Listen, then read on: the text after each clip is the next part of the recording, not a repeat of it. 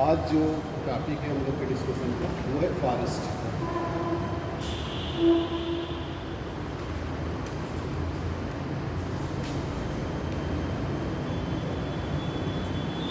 उसके विषय में आप जो चर्चा करेंगे तो पहले कि फॉरेस्ट क्या है और क्या है फॉरेस्ट।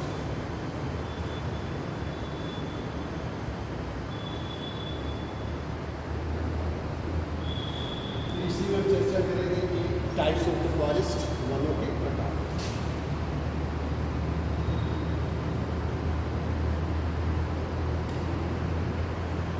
और फिर इसी के डिस्ट्रीब्यूशन और characteristics and importance of the forest.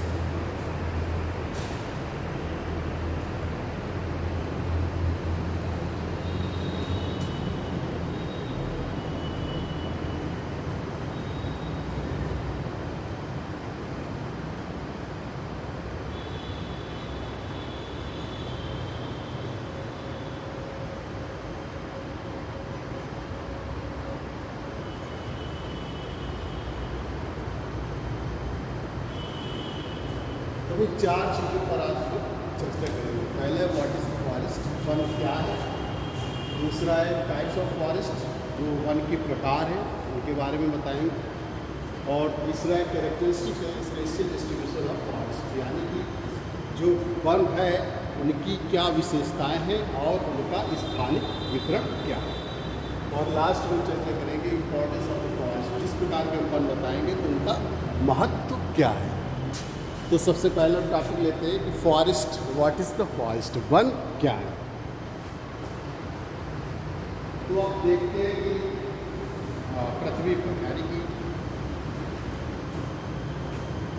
The part of the earth which is covered with the trees is known as the forest. यानी कि वन का जो है पृथ्वी का वह भाग जो वनों पेड़ों से आच्छादित, वृक्षों से आच्छादित है, उसे हम वन कहते हैं। तो the part of the earth which is covered with trees is known as the forest.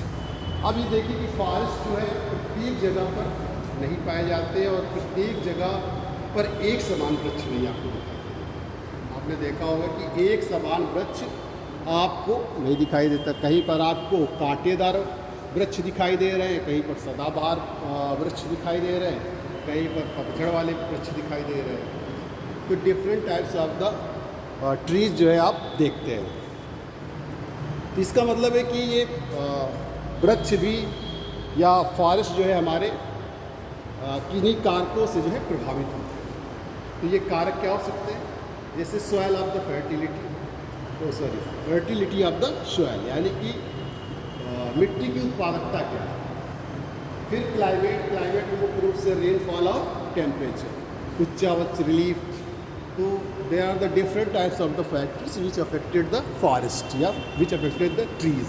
मतलब ये जो कारक है ये जो है आपको वनों को या वृक्षों को प्रभावित करते हैं। जैसे हमने आपको बताया कि मृदा की उर्वरता क्या है और जलवायु में रेनफॉल और टेम्परेचर, वर्षा कितनी है हो रही है, टेम्परेचर तापमान क्या है और वहाँ उच्चावच। तो ये फैक्टर्स जो हैं वो हमारे जो वन है या जो ट्रीज़ है उनके विकास और वृद्धि में जो है प्रभाव डालते हैं। तो इस तरीके से इन्हीं के प्रभाव के कारण अब पूरी पृथ्वी पर एक समान वृक्ष नहीं, एक समान वन हमें दिखाई नहीं देता। ठीक, तो ये सॉइल की जो फर्टिलिटी है, जो मृदा की उर्वरता है और जो हमारी जलवायु की विभिन्नता है। जैसे आप देखते हैं रेनफॉल कहीं पर कम है कहीं पर ज़्यादा है। जैसे आप राजस्थान चले जाइए तो वहाँ पर आपको रेनफॉल कम है और टेम्परेचर ज़्यादा। केरल चले जाइए, अपनी भारत की बात कर रहे हैं, वैसे जो आज हम चर्चा करेंगे वो on the basis of the world pattern पे बात करेंगे। तो जो केरल का तट देख लीजिए, पश्चिमी घाट देखिए, वहाँ पर रेनफॉल भी ज़्यादा है और टेम्परेचर भी ज़्यादा है। हिमालय पर्वतीय क्षेत्रों में देखिए वहाँ पर जो है टेम्परेचर कम है और रेनफॉल भी कम है। तो इस तरीके से विभिन्न प्रकार के जो ये असमान वितरण पाया जाता है हमारा जलवायु और तापमान का, तो ये वृक्षों के विकास में भी महत्व है। तो इसीलिए मृदा की उर्वरता और रेनफॉल और टेम्परेचर के आधार पर जो है हम वनों का वर्गीकरण करते हैं। तो on the basis of the fertility of the soil और rainfall and temperature, the forest can be grouped into main 3 types. जो हमारे वन है उनको मुख्य रूप से हम 3 प्रकारों में जो है इसको विभाजित कर सकते हैं। तो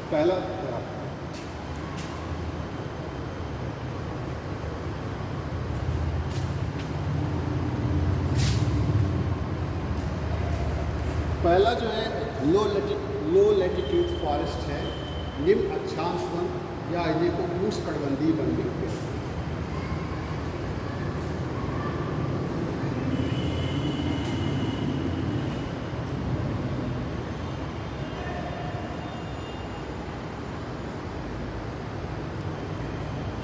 निम्न अक्षांश से यानी को उष्णकटिबंधीय वन, ट्रॉपिकल फॉरेस्ट।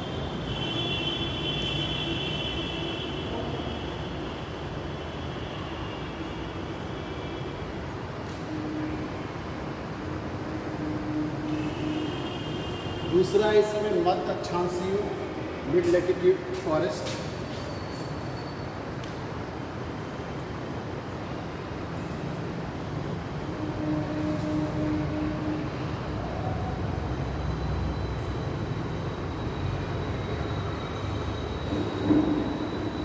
और तीसरा इसमें हाई लैटिट्यूड फॉरेस्ट, उच्च अक्षांशीय।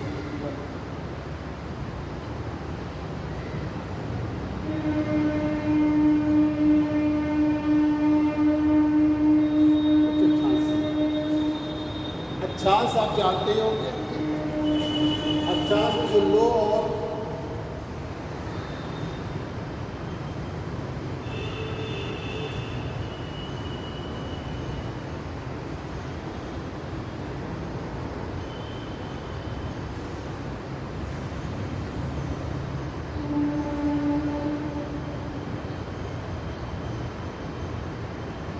ये हमारा ग्लोब है और इस पर ये अक्षांश रेखा है, पूर्व से पश्चिम जो काल्पनिक रेखाएं होती है ग्लोब पर खींची जाती है वो अक्षांश रेखाएं कहलाती है।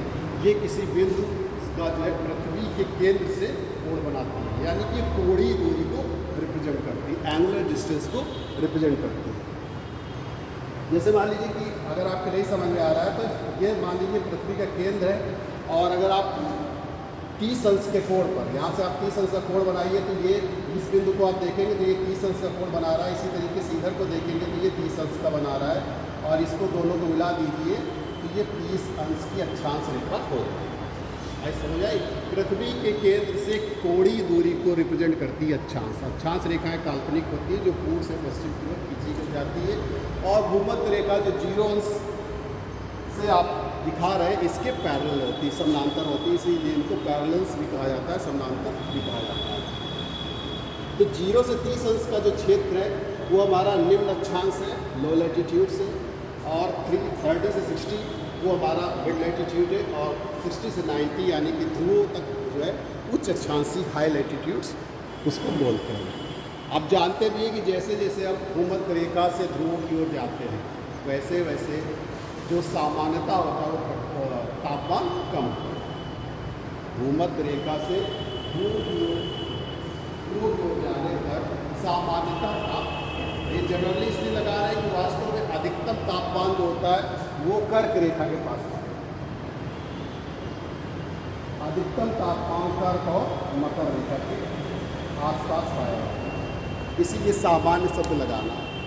ठीक, अगर ऐसे तो भूमध्य रेखा से ध्रुवों की ओर जाएंगे तो तापमान कम होता है क्योंकि सूर्य की किरणें अधिक तिरछी होती जाती है। इसलिए आप जानते हैं कि 6 महीने पूरा ध्रुवों पर सूर्य की किरणें पड़ने पर भी वहाँ पर तापमान अधिक होता है, पूरे 6 महीने भी वहाँ सूर्य की किरणें पड़ती रहती है, फिर भी तापमान कम रहता है क्योंकि वहाँ पर जो है सूर्य की किरणें बहुत अधिक तिरछी हो जाती है और अधिक दूरी तय करने पर उनकी ऊर्जा जो व्यय भी अधिक हो जाती है और अधिक दूरी तय करने पर किरणें फैल भी जाती है।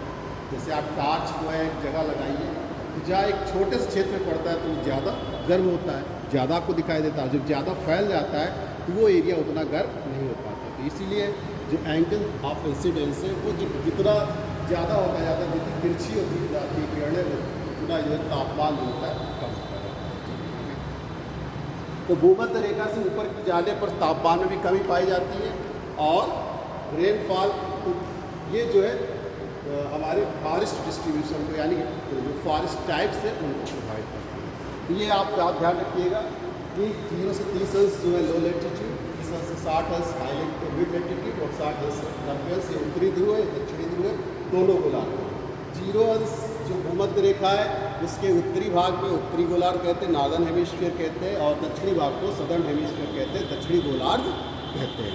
तो जो उत्तरी गोलार्ध में अक्षांश रेखाएं होती है वो उत्तरी अक्षांश रेखाएं कहलाती है, और जो दक्षिणी गोलार्ध में होती है वो दक्षिणी अक्षांश रेखाएं कहलाती है। ठीक, तो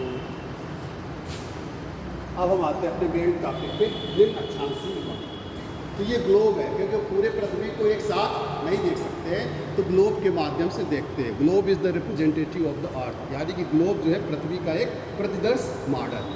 तो उसके माध्यम से हम सारी बातें, चूँकि एक साथ कहाँ नॉर्थ अमेरिका है, कहाँ साउथ अमेरिका है, एक साथ नहीं देख सकते, इसीलिए ग्लोब का कॉन्सेप्ट है, जिसे क्रेट्स ने दिया था। तो ग्लोब की वजह से हम आसानी से हर चीज़ को एक जगह पर बैठकर आसानी से जान सकते हैं। अब किसने दिया था? क्रेट्स। ग्लोब का कॉन्सेप्ट क्रेट्स ने दिया था।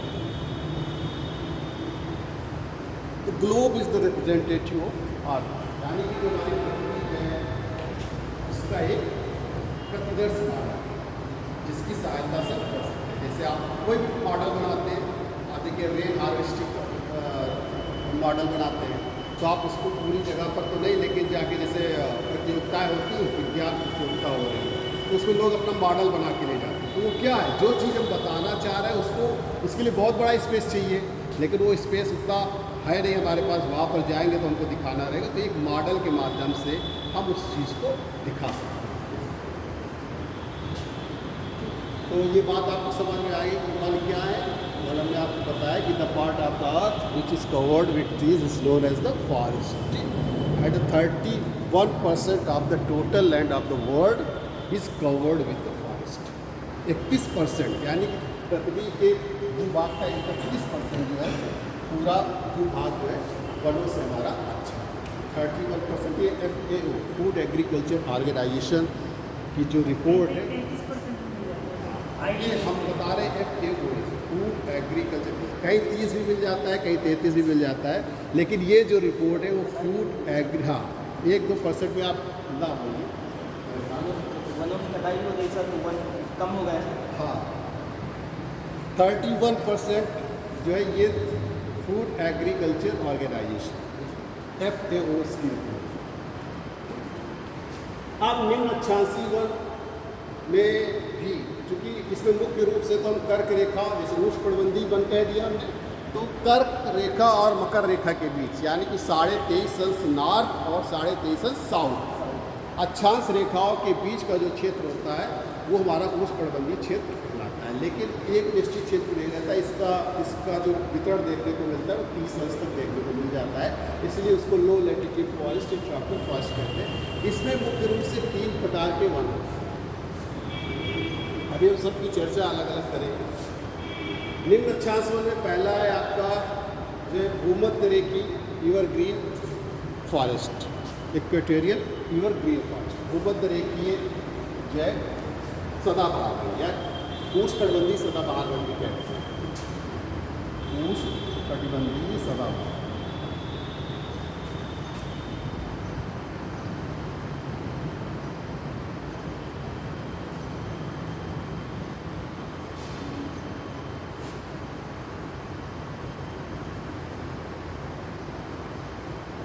Tropical evergreen forest. दूसरा इसमें उष्णकटिबंधीय पर्णपाती सदाबहार वन का मतलब कि जो पत्तियां हमेशा कभी भी जंगल पत्तियों से विहीन नहीं होता, हमेशा हरा भरा दिखाई देता है, इसलिए इसको एवरग्रीन फॉरेस्ट कहते हैं। ऐसा नहीं कि पत्तियां नहीं गिराते हैं, पत्तियां गिराते हैं वृक्ष, लेकिन सब वृक्ष एक साथ नहीं होते। कोई किसी समय गिरा रहा है, कोई कभी, तो एक ही समय में कभी जो वन होता है वो पत्ती भी गिर नहीं, इसलिए आपको हमेशा वो हरा भरा दिखता है, इसलिए इसको प्योर ग्रीन फॉरेस्ट कहते हैं। दूसरा है इसी में ट्रॉपिकल डिसिड्यूस फॉरेस्ट, उष्णकटिबंधीय पर्णपाती।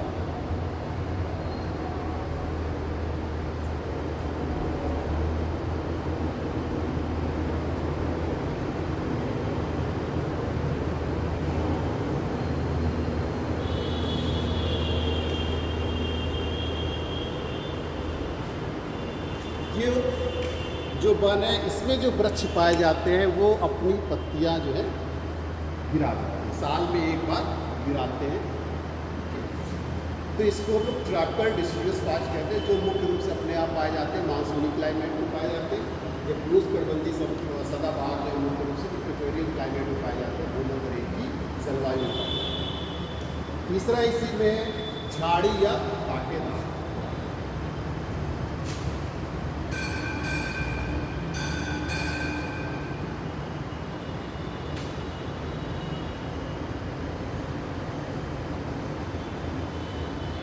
इसमें मुख्य रूप से जो है झाड़ियाँ तो है साथ में, लेकिन मुख्य रूप से कांटे वाले पौधे, जैसे वृक्ष हो गए, जैसे बबूल हुआ, नाखुनी हुआ, बेर के पेड़ आप देखते हैं, तो जहाँ पर वर्षा कम हो और शुष्कता का समय अधिक रहता है। वर्षा अल्प वर्षा का तो क्षेत्र रहता है, साथ ही वार्षिक जो वर्षा की मात्रा होती है वो भी कम रहती है, तो वो झाड़ीदार या कांटेदार फॉरेस्ट कहलाते हैं। फिर मिड लैटिट्यूड्स है जो मध्य अक्षांश में पाए जाते हैं, यानी कि जो 30 अंश से 60 अंश के मध्य दोनों गोलार्धों में पाए जाते हैं। इनमें मुख्य रूप से जो वन आते हैं वो दो प्रकार के, पहला है भूमध्य सागरीय वन,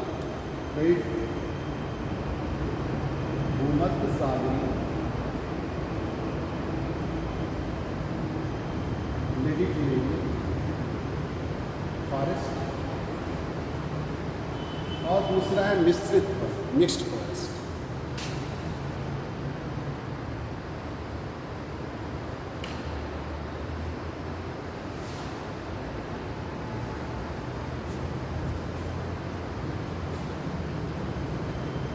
हाई लैटिट्यूड्स जो 60 अंश, ठीक, या कभी ओवरलैपिंग होती रहती है, ऐसा नहीं रहता है मिश्रित वन, तो 60 अंश के ऊपर या 50 अंश से लेकर 70 अंश अक्षांशों के मध्य पाए जाते हैं, उनको हम लोग कोणधारी वृक्ष कहते हैं।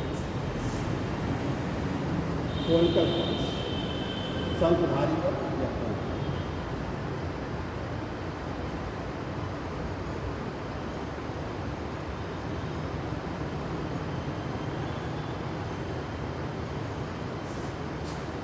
शंखधारी वन या फिर कोणधारी वन, या चूँकि नॉर्दर्न हेमिस्फीयर में पाए जाते हैं तो इनको बोरियल फॉरेस्ट भी कहते हैं, बोरियल वन भी कहते हैं।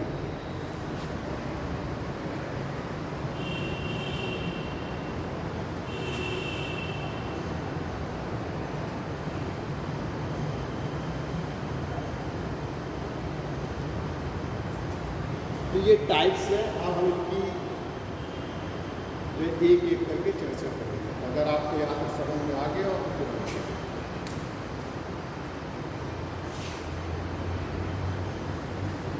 हमने आपको पहले ही बताया कि फॉरेस्ट की एक जगह एक ही समान की क्लाइमेट और एक ही समान मिट्टी की गुणवत्ता, इसी वजह से एक ही समान जो है फॉरेस्ट एक जगह पर, ये डिवीजन जो किया गया है उसी के आधार पर किया गया है। मृदा की उर्वरता और रेनफॉल, वर्षा एंड टेम्परेचर का।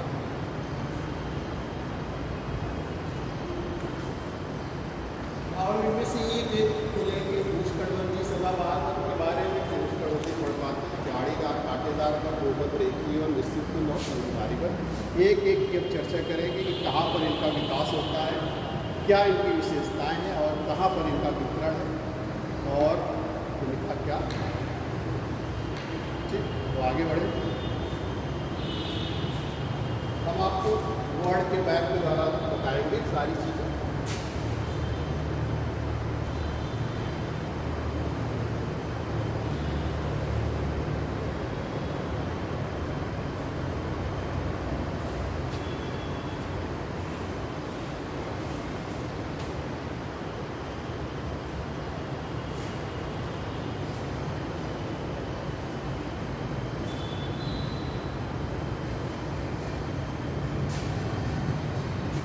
पार्ट का मैप बनाते हैं और फिर इसके बाद हम उसी पे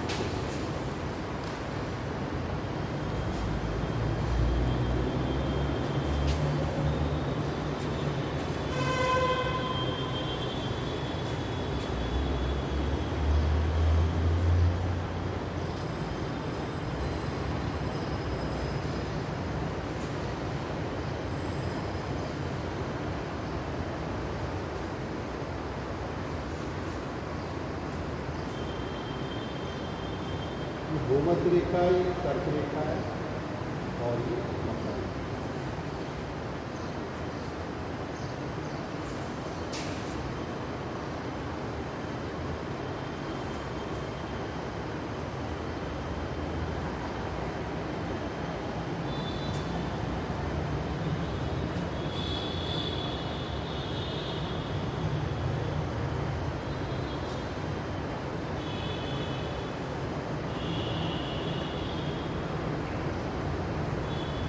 हमारा नॉर्थ अमेरिका है और ये साउथ अमेरिका।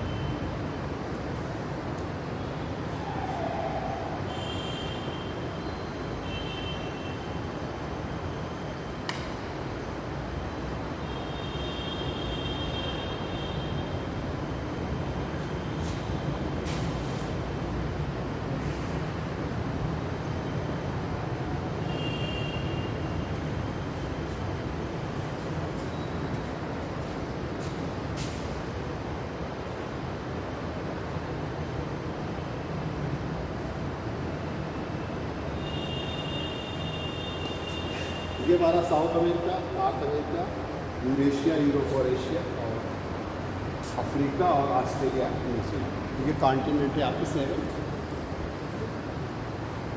तो अब हम पहले चर्चा करते हैं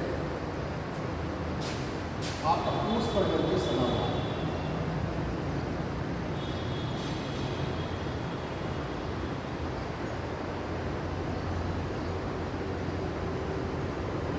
ट्रॉपिकल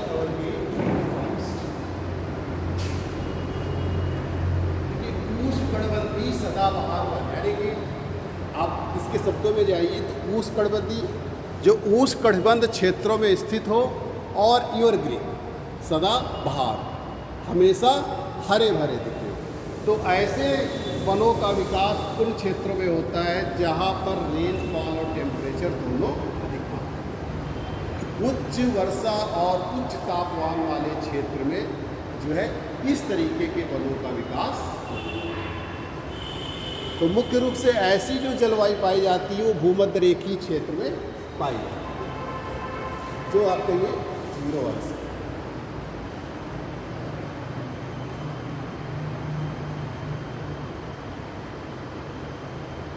मुख्य रूप से भूमध्य रेखीय जलवायु जहाँ पर पाई जाती है वहाँ पर इस तरीके के वन पाए जाते हैं, क्योंकि हमने आपको बताया कि इसके लिए उच्च तापमान और उच्च वर्षा चाहिए। High rainfall and high temperature is must for the development of the tropical rainforest. Evergreen rainfall, ये वर्षा वन भी कहलाते हैं, ट्रॉपिकल रेनफॉरेस्ट भी कहलाते हैं, उष्णकटिबंधीय वर्षा वन भी कहलाते हैं। आप जानते हैं कि भूमध्य रेखीय क्षेत्रों में कभी भी जो है शीत ऋतु नहीं होती। जो भी भूमध्य रेखीय क्षेत्रों के देश है वहाँ कभी भी गर्मी की हमेशा पड़ती है, कभी शीत ऋतु नहीं। जैसे केन्या वगैरह के लोगों को आप देखिए, इसीलिए उनका रंग भी काला होता है, पूरे वर्ष भर लगभग पड़ती है, लेकिन लगभग 21 मार्च और 23 सितंबर को ही सूर्य की किरणें पूरे विश्व में जो है लंबवत, यानी कि भूमध्य रेखा पर एकदम लंबवत पड़ती है। इसीलिए पूरे विश्व में दिनों रात उस दिन भूमध्य रेखा पर 21 मार्च और 23 सितंबर में सूर्य की किरणें पूरी तरीके से लंबवत पड़ती है और बाकी सारे दिनों में लगभग।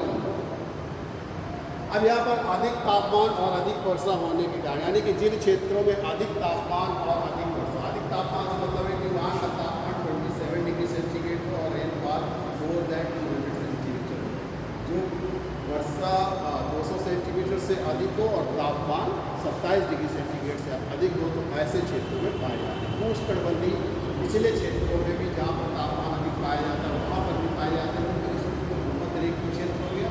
और उष्णकटिबंधीय निचला क्षेत्र है और जो फील्ड वाट्स होते हैं, जो हमारे वायु सम्मुख, जहाँ पे वायु सम्मुख जो क्या कहते हैं क्षेत्र होता है, वहाँ पर इस प्रकार के बन पाए जाते हैं। जैसे पश्चिमी घाट है, पश्चिमी घाट हमारा फील्ड वाट्स होते हैं। जहाँ यहाँ से मानसून जब आता है तो मानसून जो है इसके सम्मुख हवाएं उठती है और पश्चिमी घाट के पश्चिमी भाग में टकरा कर वर्षा करती है।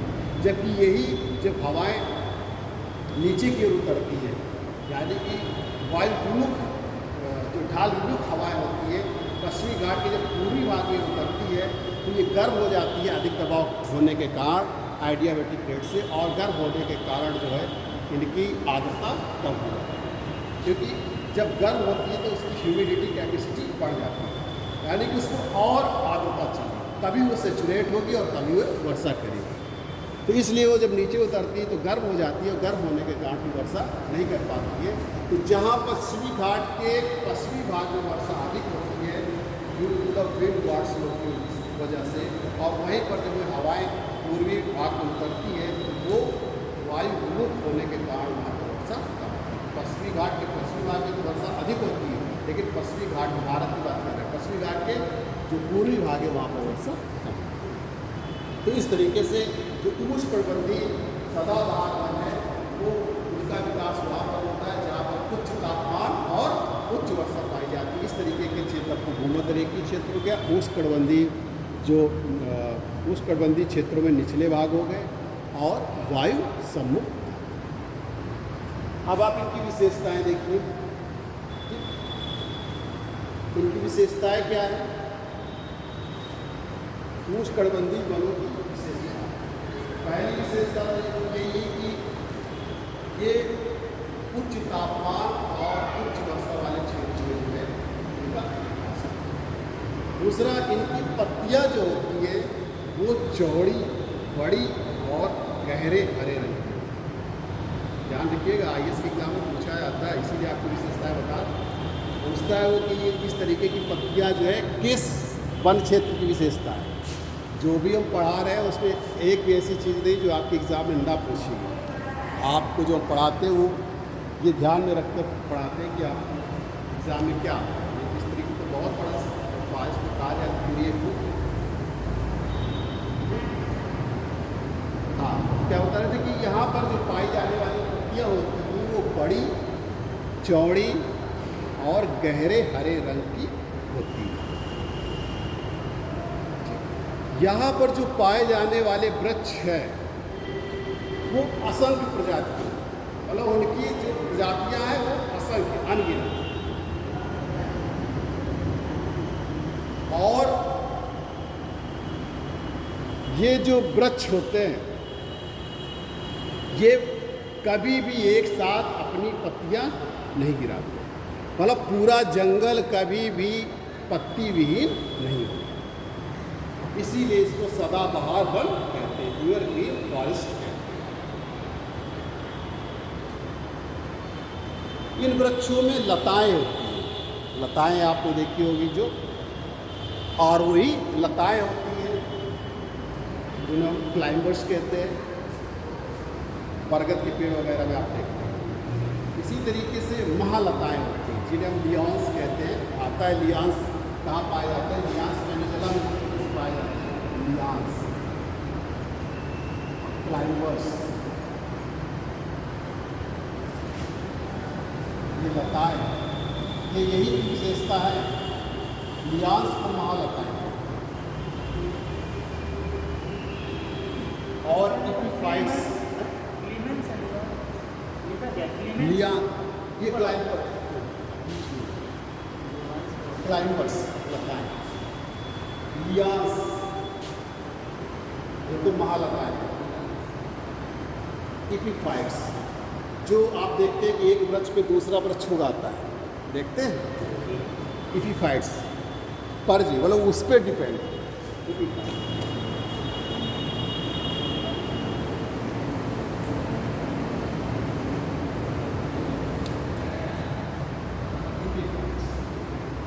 ये इनकी विशेषता है। इन वृक्षों, इन जंगलों में, इन वनों में लताएं, महालताएं, इपिफाइट्स आपको देखने मिलेगी और इन्हीं से पूरा जंगल एक ग्रंथित रहता है, एकदम बंधा हुआ रहता है। और ये इतना घना होता है कि सूर्य का प्रकाश बड़ी मुश्किल से नीचे पहुंच पाता। अगर इसमें कोई घुस जाए वनों में तो उसको उजाला नहीं दिखाई देता, अंधेरा ही अंधेरा दिखाई देता है। और इसीलिए इन वनों में बड़ा, वृक्षों में बड़ा कंपटीशन रहता है। वो चाहता है कि हमको सूर्य का प्रकाश मिले, वो चाहता है हमको सूर्य का प्रकाश मिले, इसीलिए वो उनको सूर्य के प्रकाश पाने की होड़ लगी रहती है, इसीलिए ऊपर की तरफ बढ़ते हैं।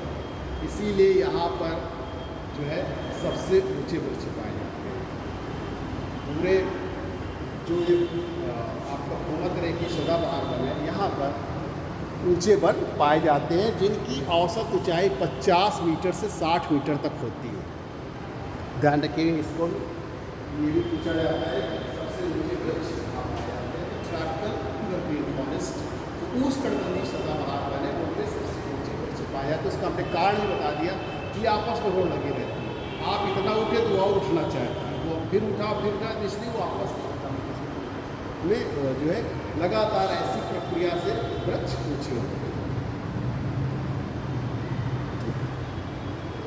तो ये इनकी विशेषता है। और इस प्रकार के जो वृक्ष है उनके, इस प्रकार के वनों के जो मुख्य वृक्ष है वो है आपके महोगनी, ये भी एग्जाम में आता है।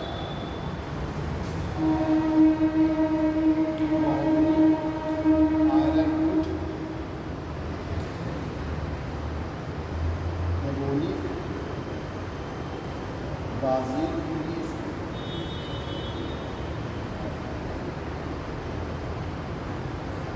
ये यहाँ पर पाए जाने वाले मुख्य वृक्ष। इस ये आपको एग्जाम में पूछा जाता है कि ये किस प्रकार के वनों से संबंधित है।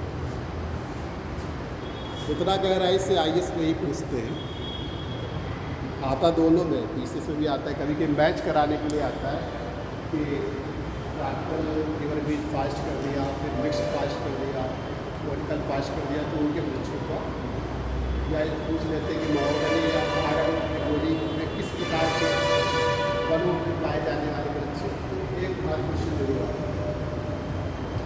अब देखिए जो इनका वितरण पाया जाता है वो मुख्य रूप से अमेजन घाटी, ब्राज़ील की जो अमेजन घाटी है वहाँ, जहाँ पर इन वनों को सेलवास के नाम से, सेलवा या सेलवास, कहीं कहीं पर आपको सेलवास मिलेगा, कहीं कहीं पर आपको सेलवा भी मिल सकता है, लेकिन सही शब्द है सेलवास।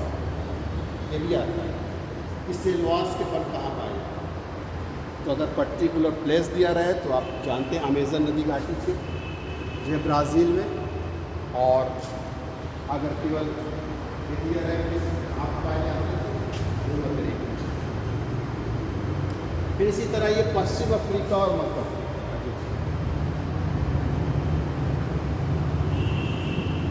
यहाँ पर इस प्रकार के वन, और भूमध्य रेखीय क्षेत्र जो साउथ ईस्ट एशिया, दक्षिण एशिया है हमारा, इंडोनेशिया, मलेशिया, ये सब यहाँ पर इस तरीके के वृक्ष क्या नाम है इसका।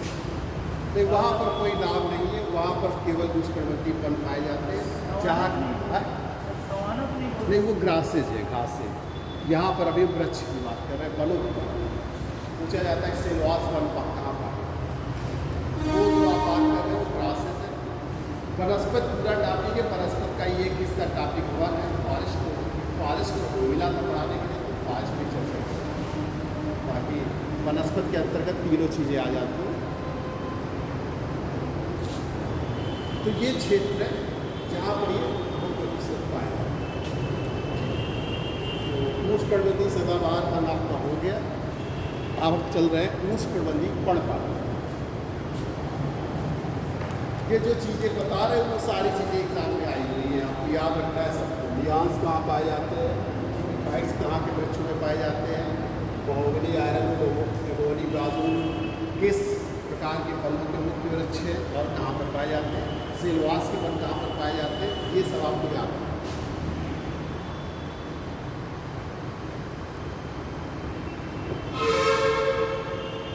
नेक्स्ट है हमारा उष्णकटिबंधीय पर्णपाती वन, ट्रॉपिकल डेसिडुअस फॉरेस्ट।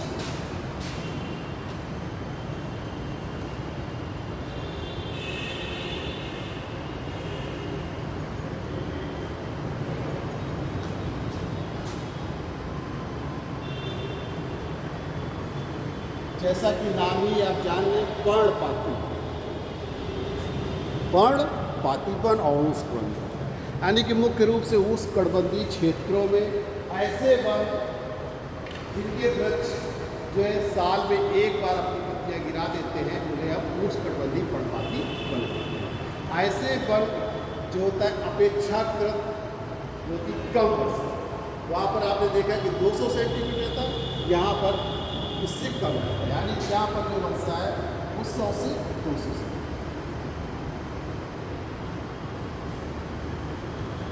इस प्रकार के वन उष्णकटिबंधीय क्षेत्र में अपेक्षाकृत कम वर्षा वाले क्षेत्र, अपेक्षाकृत इसलिए लगा दिया है, अभी अभी हमने भूमध्य रेखी सदाबहार वन की बात की, तो उसकी अपेक्षा कम है। वहाँ पर आपको जो थी वो मोर देन 200 सेंटीमीटर थी, यहाँ पर 100 से 200 सेंटीमीटर।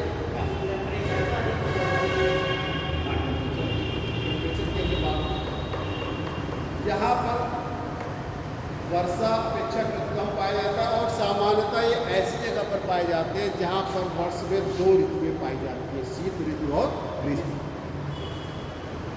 ऐसी ऋतु आपको कहाँ पर मुख्य रूप से देखने मिलती है, मानसूनी क्लाइमेट में, जहाँ पर मानसूनी जलवायु पाई जाती है, यानी कि भारत में। भारत में तो मुख्य रूप से मानसूनी जलवायु पाई जाती है, लेकिन ऐसी बात नहीं कि मानसूनी जलवायु के लक्षण और जगह पर पाए जाते हैं, जिसे हम छद्म मानसूनी जलवायु कहते हैं, सूडो मानसूनी क्लाइमेट। तो जहाँ पर मानसूनी जलवायु के लक्षण वाले क्षेत्र होते हैं, यानी कि जहाँ पर शीत ऋतु और ग्रीष्म ऋतु दोनों पाई जाती हैं, वहाँ पर इस प्रकार के पर्व देखने को मिलते हैं। प्रायः ये मानसूनी जलवायु में देखने को मिलते हैं। सूडो मतलब छत, वास्तव में रहता नहीं है, उस तरह के लक्षण रहेंगे तो हम मानेंगे। जैसे मानसून वास्तव में क्लाइमेट केवल इंडियन ओशन से होती है, हमारा हिंद महासागर से जब ग्रीष्म ऋतु में जो है आर्द्र हवाएं जब सागर से स्थल की ओर चलती है, सागर से स्थल की ओर चलती है, क्योंकि उस समय आप जानते हैं ग्रीष्म ऋतु में जो भारत की मुख्य भूमि होती है, वहाँ पर निम्न वायु, अधिक तापमान के कारण निम्न वायु दाब का केंद्र स्थापित होता है, और हिंद महासागर में जो है कम तापमान के कारण उच्च वायु दाब का क्षेत्र स्थापित हो जाता है। आप ये जानते हैं कि हमेशा हवाएं उच्च वायु दाब से निम्न वायु दाब की ओर चलती है, हवाएं हमेशा उच्च वायु दाब से निम्न वायु दाब की ओर चलती है। इसी वजह से जब ये हिंद महासागर से हमारी हवाएं जाती हैं सागर से स्थल की ओर, जैसे भूमध्य रेखा को पार करती है, वैसे ही अपने दाहिनी ओर मुड़ जाती है। आप जानते हैं कोरियालिस फोर्स या due to the rotation of the earth, पृथ्वी के घूर्णन के कारण हवाएं जो होती है जब भूमध्य रेखा यानी नॉर्दर्न हेमिस्फीयर और सदर्न हेमिस्फीयर प्रवेश करती है तो अपने दाहिने मुड़ जाती है। तो ऐसे जैसे हवा जाती है तो दाहिने मुड़ जाती है और मुड़ के जो है भारत में प्रवेश करती है, जिसे हम लोग साउथ वेस्ट मानसून कहते हैं, दक्षिणी पश्चिम मानसून कहते हैं, क्योंकि दक्षिण से और पश्चिम से प्रवेश करता है, इसलिए इसको दक्षिण पश्चिम मानसून कहते हैं। वैसे तो ये जाकर यहाँ पे टकराता है, जो हमारे दक्षिणी भारत में महलगिरी पर्वत है, यहाँ भी जाके टकराता है और ये 2 भागों में डिवाइड हो जाता है। इधर बे ऑफ बंगाल की खाड़ी, चूँकि बे ऑफ बंगाल है, ये बंगाल की शाखा हो जाती है, और इधर अरब सागर है, अरब की शाखा। तो तो ये साउथ वेस्ट मानसून जैसे ही हवाएं चलती है और ये सागर से स्थल की ओर प्रवेश करती है, तो चूँकि अब सागर से जा रही तो हवाएं जो अपने साथ नमी लेती है और जब टकराती हैं पश्चिमी घाट से और अंदर प्रवेश कर जाती है, जो जैसे थाल घाट है, हमारा भोर घाट है, इन घाटों से अंदर प्रवेश कर जाती है, ताप्ती है, नर्मदा है, इन जगहों से अंदर प्रवेश कर जाती है और जाकर वर्षा करती है। इसी का जस्ट अपोजिट उल्टा है शीत ऋतु में। शीत ऋतु में चूँकि तापमान कम होता है, मुख्य भूमिका तो वहाँ पर उच्च वायुदाब केंद्र स्थापित हो जाता है, जबकि हिंद महासागर में जो है उस समय तापमान अधिक होता है, तो वहाँ पर निम्न वायुदाब केंद्र स्थापित होता है। आप जानते हैं कि सूर्य हमेशा कर्क और मकर रेखा के बीच गति करता है। सूर्य नहीं गति करता, पृथ्वी गति करती है, लेकिन अपेक्षित गति ली जाती है। तो सूर्य हमेशा कर्क और मकर रेखा, 21 मार्च को सूर्य भूमध्य रेखा पर रहेगा, फिर 21 जून को सूर्य कर्क रेखा पर रहेगा, फिर यहीं से वापस हो जाता है, फिर यहीं से नीचे की ओर आता है। 23 सितंबर को फिर यहाँ पर आता है, फिर से यहाँ पर जाके 22 दिसंबर को फिर वहाँ पर भूमध्य मकर रेखा पर हो जाता है। फिर इसी के बाद 22 दिसंबर का फिर लौटना शुरू हो जाता है, जो आप लोग बड़ा दिन मनाते हैं, उस दिन से फिर बड़े दिन शुरू होने हो जाते हैं। हालांकि उसकी अपेक्षा जो अब तक छोटे दिन हो रहे थे, 22 दिसंबर को जो सबसे छोटा दिन होता है, उसके बाद से फिर से दिन की अवधि में वृद्धि हो जाती है, क्योंकि सूर्य फिर जो है उत्तरी गोलार्ध की तरफ फिर से मूवमेंट करने लगता है। तो सूर्य हमेशा कर्क और मकर रेखा के बीच में गति करता है। आप जानते हैं कि यहाँ पर जो भी अस्तित्व सब कुछ देख रहे हैं, जो मौसमी घटनाएं, जो पर्यावरण, जो जीवन है, वो सब सूर्य है। अगर सूर्य की वजह से सब चीज़ यहाँ पर हो रही है, सूर्य की किरणों की वजह से, सूर्य की किरणों से वाष्पीकरण होता है। तो वहाँ उस समय जब तापमान कम रहता है मुख्य भूमि भारत की, तो यहाँ पर जो है क्या होता है, उच्च वायुदाब हो जाता है, और यहाँ पर तापमान अधिक होने का निम्न वायुदाब हो जाता है। तो हवाएं फिर से स्थल से सागर की ओर चलने लगती है, और जब स्थल से सागर की ओर चलेंगे तो जानते हैं नमी तो है नहीं, वहाँ पर कोई जल निकाय रहता नहीं है, तो वो आर्द्रता भरी हवाएं नहीं होती, हवाएं क्या होती, शुष्क होती है। इसलिए शीत ऋतु में वर्षा, भारत में ग्रीष्म ऋतु में वर्षा होती है, शीत ऋतु में वर्षा नहीं होती।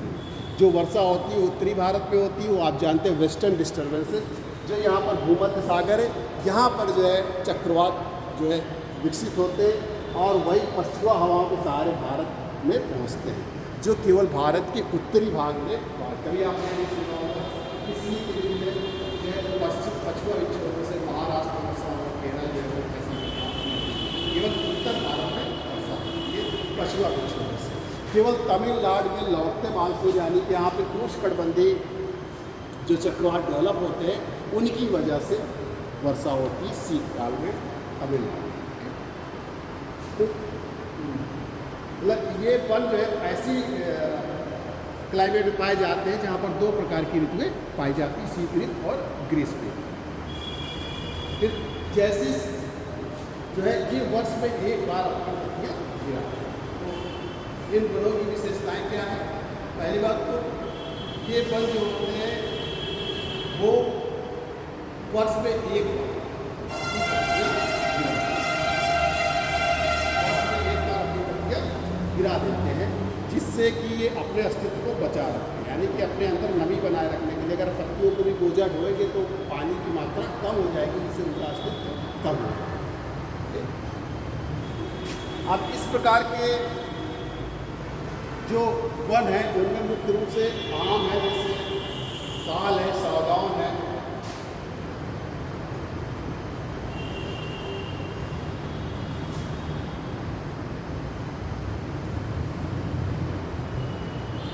इस तरीके के वन इसमें पाए जाते हैं। यानी कि उष्णकटिबंधीय वनों की ये विशेषता है पर्णपाती वनों की कि ये उन क्षेत्रों में विकसित होते हैं जहाँ प्रायः वर्ष में दो ऋतुएं पाई जाती हैं, जहाँ ग्रीष्म ऋतु जो है आर्द्र होता है और शीत ऋतु शुष्क होता है। यानी ग्रीष्म ऋतु में वर्षा होती है और शीत ऋतु जो है शुष्क होता है। जब शुष्क मौसम आता है तो अपनी पत्तियाँ गिराते हैं, और ग्रीष्म ऋतु के आने के पहले आप देखिए किसी नई नई पत्तियाँ। ठीक, और इसमें जो है जो मुख्य वन वृक्ष हमने बताया वो साल है, सागौन है, आम है और ये आप याद रखें। इस प्रकार के वन जो पाए जाते हैं वो आपके दक्षिण और दक्षिण पूर्व एशिया, जैसे भारत में आप देखते हैं ये एक समग्र बात हो रही है। वैसे तो भारत में अगर हम लोग उप विभाजन करें तो भारत में कई प्रकार के वन पाए जाते हैं, जैसे पश्चिमी घाट में आपके सदाबहार फूल देखने को मिलते हैं। लेकिन अभी हम इसको एक कंट्री में किस तरीके के वन पाए जाते हैं, एक क्षेत्र में किस प्रकार के वन पाए जाते हैं, उस हिसाब से बात कर रहे हैं। हमारे जो वन पाए जाते हैं वो सब मानसूनी फॉरेस्ट ही है, लेकिन उनका भी सब डिवीजन हो जाता है, उप विभाजन हो जाता है।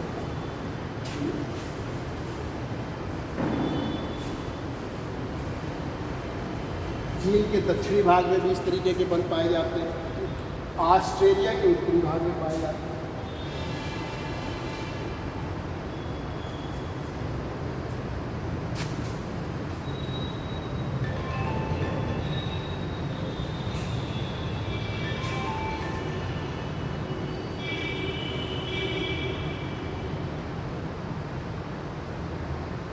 ऑस्ट्रेलिया के उत्तरी भाग में, ब्राज़ील के पूर्वी भाग में पाए जाते हैं। एक ही तरीके से हमें बना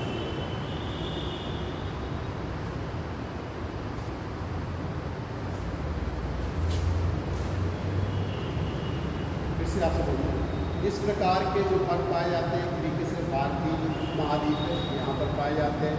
चीन के दक्षिणी भाग में पाए जाते हैं, ऑस्ट्रेलिया के उत्तरी भाग में पाए जाते हैं और ब्राज़ील के पूर्वी भाग में। ठीक,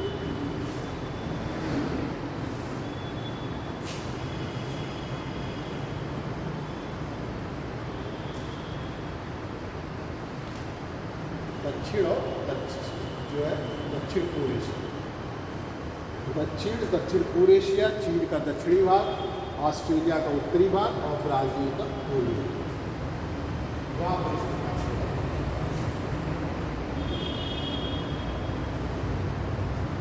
अब नेक्स्ट है इसी में झाड़ी या कांटेदार,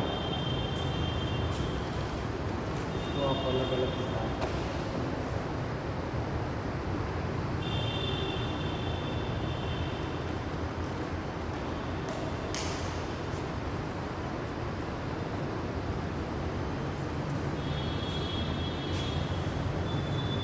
झाड़ी या कांटेदार पर वहाँ पर पाए जाते हैं जो अल्प वर्षा वाला क्षेत्र है, और साथ ही साथ वार्षिक जो जल की मात्रा है, मतलब वर्षा की मात्रा है, वो भी कम है। ये बीच बीच में भागों में पाए जाते हैं। भारत में कटारी भागों में आपको देखने को मिलेंगे जहाँ पर वर्षा कम होती है और जो है शुष्क मौसम, शुष्कता ज़्यादा समय लगता है। हाँ, डेजर्ट पे झाड़ियाँ मिलती है मुख्य रूप से, मरुस्थल की बात नहीं कर रहे हैं हम, वहाँ पर बात कर रहे हैं जो मुख्य रूप से वर्षा कम होती है और शुष्कता ज़्यादा पाई जाती है। वहाँ पर बहुत कम वर्षा पाई जाती है और टेम्परेचर अधिक रहता है, वहाँ की बात नहीं कर रहे हैं। वहाँ तो सिर्फ झाड़ियाँ मिलती हैं, आप जानते हैं डेजर्ट, और जो हमारे मरुस्थल होते हैं वहाँ पर सिर्फ झाड़ियाँ मिलती हैं। यहाँ पर झाड़ी या कांटेदार पर बात करें, यानी कि यहाँ पर कांटेदार वनों की अधिक, कांटेदार वृक्षों की अधिकता है, साथ ही साथ झाड़ियाँ हैं उनके साथ, लेकिन हैं कांटेदार वन अधिक। जैसे आप अपने यहाँ ही देख सकते हैं, कहीं दूर जाने की ज़रूरत नहीं है, आपको बबूल के पेड़ दिखाई देते होंगे, नागफनी के पेड़ दिखाई देते होंगे, बेर के पेड़ दिखाई देते होंगे। ये क्या है? कांटेदार। कभी आपने बेर के पेड़ देखे, उनको गौर से देखिएगा, उनकी पत्तियों को देखिएगा, कांटेदार पेड़ों को देखिए, क्या कांटेदार क्यों है? तो इस तरीके के वन उन क्षेत्रों में पाए जाते हैं जहाँ पर अल्प वर्षा और जो है शुष्कता का समय जो होता है, जो ड्राइनेस होती है, उसकी अवधि लंबी होती है। अब इस प्रकार के वनों की विशेषताएं क्या है? इस प्रकार के वन जो होते हैं, वृक्ष जो होते हैं, वो अपनी जड़, उनकी जड़ें क्या होती है? गहरी होती है, लंबी होती है। वो नीचे से पानी, भूमिगत जल से पानी इसके बाद दूसरी बात ये है कि आप इनको ये देखिए कि इन वृक्षों की पत्तियाँ, कभी आप बेर की पत्ती देखिए छोटी रहती है, कभी कभी वो रोएदार रहती है, कभी कभी ऐंठी रहती है। मतलब ये बहुत सारे रूप और रंग अपनाते हैं कि हमारे पत्तियों से जो पानी का वाष्पोत्सर्जन है वो कम हो। इसीलिए नए नए रंग हर तरह अपनाते हैं। कांटेदार हो जाएंगे तो नुकीले रहेंगे, जब कांटेदार नुकीला रहेगा तो उससे वाष्पोत्सर्जन ज़्यादा होगा। बेर की जब पत्तियाँ छोटी रहेंगी, ऐंठी रहेंगी, तो उनसे भी जो वाष्पोत्सर्जन की दर है वो कम होगा। तो ये वृक्ष जो है अपने से पानी के अपने से नदी के वाष्पोत्सर्जन को रोकने के लिए, कम करने के लिए नए नए। तो यहाँ पर मुख्य रूप से जो है कांटेदार वनों की बहुलता रहती है। इस तरीके के वन जो पाए जाते हैं वो हमारा जैसे ये बोलिविया, दक्षिण अमेरिका का बोलिविया और अर्जेंटीना का जो भाग है वहाँ पर, और भारत के जो आंतरिक पठार है, भारत का जो आंतरिक पठार है वहाँ पर इस प्रकार के वन मुख्य रूप से देखते हैं। अपने यहाँ ही देखते हैं, अपने क्षेत्र में आप चले जाइए, बांदा में या कुछ तरीके की बात।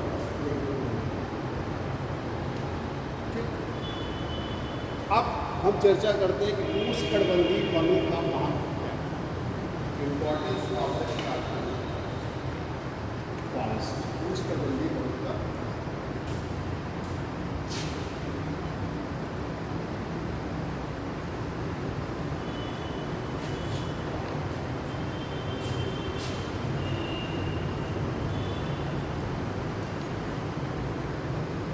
importance of the tropical forest.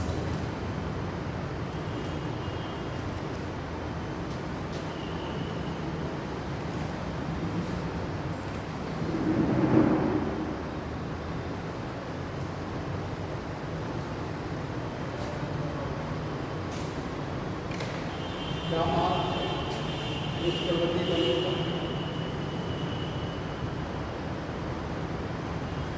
देखिए, उष्णकटिबंधीय जो वन है उससे आपको लकड़ियाँ प्राप्त होती हैं। लकड़ियों से आप जो भी चीज़ें जैसे फर्नीचर वगैरह इस तरीके की चीज़ें बना सकते हैं। दूसरा, उष्णकटिबंधीय जो वन है उनमें अमेजन घाटी में रबड़ के पेड़ पाए जाते हैं। जो रबड़ का दूध होता है उससे रबड़ तैयार किया जाता है। ठीक, इसी तरह सिनकोना के वृक्ष भी पाए जाते हैं, जिससे मलेरिया की कुनैल दवा बनाई जाती है।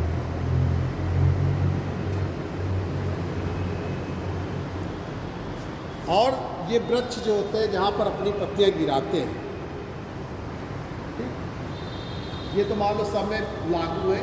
और उष्णकटिबंधीय वनों के क्षेत्र में पत्तियाँ तो गिराते हैं और मिट्टी उपजाऊ भी हो जाती है। लेकिन दूसरा कारण ये होता है कि चूँकि जल की रेनफॉल बहुत अधिक होती है तो जो मिट्टी की ऊपरी परत उपजाऊ होती है वो उसी वर्षा के साथ बहती है। इसलिए भूमध्य रेखीय क्षेत्रों में, जो खासतौर से भूमध्य रेखीय क्षेत्र से बात कर रहे हैं, वहाँ पर लीचिंग के कारण, मिट्टी के अपक्षालन के कारण वहाँ की फिर मिट्टी उपजाऊ नहीं होती। ये वन जो है वर्षा कराने में सहायक होता है। लीचिंग में अपक्षालन होता है, मिट्टी की जो ऊपरी परत होती है। जानते हैं आप कि भूमध्य रेखीय क्षेत्रों में प्रत्येक दिन वर्षा होती है, जिसे हम 3 और 4 o'clock रेनफॉल कहते हैं, 3 और 4 की वर्षा कहते हैं। भूमध्य रेखीय क्षेत्र में सूर्य की किरणें चूंकि पूरे वर्ष भर लगभग पड़ती है, जिससे जो है वहाँ का स्थल जो है गर्म हो जाता है। ठीक, और जो जल निकाय होता है उससे वाष्पीकरण होता है और संवहनीय तरंगें उठती हैं। जब कोई चीज़ गर्म हो जाती है तो उससे संवहनीय तरंगें उत्पन्न होती हैं। कोई भी चीज़ आप जैसे आप नमक गर्म कर रहे हैं, गैस में ही आप गर्म कर रहे हैं तो आप उसको छूइए ना, लेकिन फिर भी आपको गर्म उसके पास आप ले जाइए, दिखाई पड़ेगा, क्योंकि वो तरंगों के। तो जब सूर्य की किरणें पृथ्वी पर पड़ती हैं तो पृथ्वी इससे गर्म होती है और उससे संवहनीय तरंगें होती हैं, और वो संवहनीय तरंगें अपने आसपास जो जल निकाय होता है, जो उसका जल का वाष्पीकरण होता है, उनके साथ मतलब हवाएं जो होती हैं वो आर्द्र हो जाती हैं। वो जो संवहनी हवाएं उड़ती हैं वो अपने साथ आर्द्रता को भी ले लेती हैं और प्रत्येक दिन वर्षा करती है। और वर्षा मूसलाधार वर्षा प्रत्येक दिन 3 और 4 बजे, क्योंकि 3-4 बजे तक आप जानते हैं कि हमारा वायुमंडल सीधे गर्म नहीं होगा, इसीलिए अधिकतम तापमान 3 और 4 बजे अंकित किया जाता है। अगर सीधे वायुमंडल सूर्य की किरणों से गर्म होता है तो हमको अधिकतम तापमान 12 बजे लगता है, लेकिन 12 बजे उतनी गर्मी का एहसास नहीं करते जितना कि 3 और 4 बजे करते हैं, क्योंकि पहले पृथ्वी की सतह गर्म होती है। गर्म होने से जो हमारा टेरेस्ट्रियल रेडिएशन होता है, पार्थिव विकिरण होता है, उससे हमारा वायुमंडल गर्म होता है, जिस कारण 3 और 4 घंटे लग जाते हैं। तो 3 और 4 बजे इसीलिए अधिकतम तापमान, क्योंकि जो संवहनी तरंगें होती है अपने साथ आर्द्रता लेकर जो है ऊपर की ओर जाती है, और जब उनका सेचुरेशन होता है इसके बाद जो है वर्षा होती है। तो इसीलिए इसको कन्वेंशनल रेनफॉल भी कहते हैं, संवहनी वर्षा। पूरे विश्व में 3 प्रकार की वर्षा होती है, आप जानते होंगे। संवहनी वर्षा कन्वेंशनल रेनफॉल कहते हैं, दूसरा ओरोग्राफिक रेनफॉल जिसे हम लोग पर्वतीय वर्षा कहते हैं, और तीसरा है आपका साइक्लोनिक रेनफॉल, चक्रवाती वर्षा। तो यहाँ पर भूमध्य रेखीय क्षेत्र में संवहनी वर्षा, तो प्रत्येक दिन जब 3 और 4 बजे जो वर्षा होती है वो बड़ी तेज़ी से होती है, क्योंकि जो वहाँ के क्लाउड्स होते हैं वो कुमुलोनिम्बस क्लाउड्स होते हैं। कुमुलोनिम्बस क्लाउड्स होते हैं बड़ी मूसलाधार में वर्षा करते हैं, और वो जब अधिक वर्षा करते हैं तो बड़ी तेज़ी से जब कोई धार गिरेगी तो मिट्टी बर्फ को क्या करेगी, अपने साथ बहाकर ले जाएगी, लीचिंग अपक्षालन होता है। इसीलिए जो भूमध्य रेखीय क्षेत्र में अधिक तापमान, अधिक वर्षा होने के कारण भी जो उपजाऊ मिट्टी न होने के कारण वहाँ पर एग्रीकल्चर अच्छी है।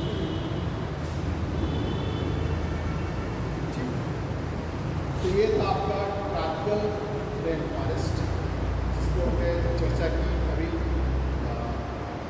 मुख्य रूप से लो लैटिट्यूड फॉरेस्ट। अब हम बात करते हैं मिड लैटिट्यूड फॉरेस्ट, मध्य अक्षांशीय वन।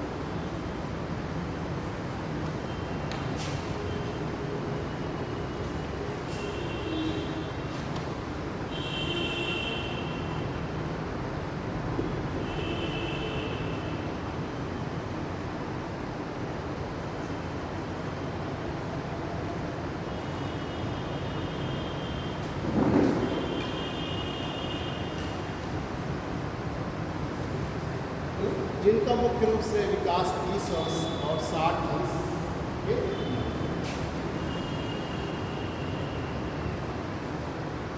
मध्य अक्षांशीय वनों का विकास उन क्षेत्रों में होता है जहाँ पर शीत ऋतु का तापमान जो होता है वो 6 डिग्री सेंटीग्रेड से 18 डिग्री सेंटीग्रेड के मध्य पाया जाता है।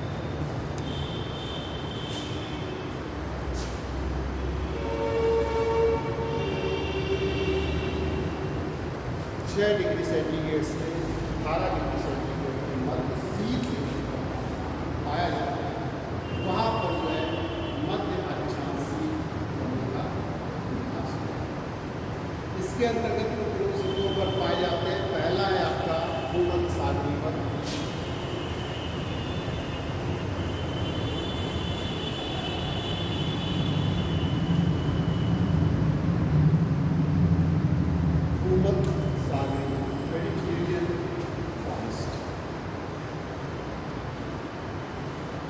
जैसा कि इसका नाम है भूमध्य सागरीय वन, ये आपका भूमध्य सागर।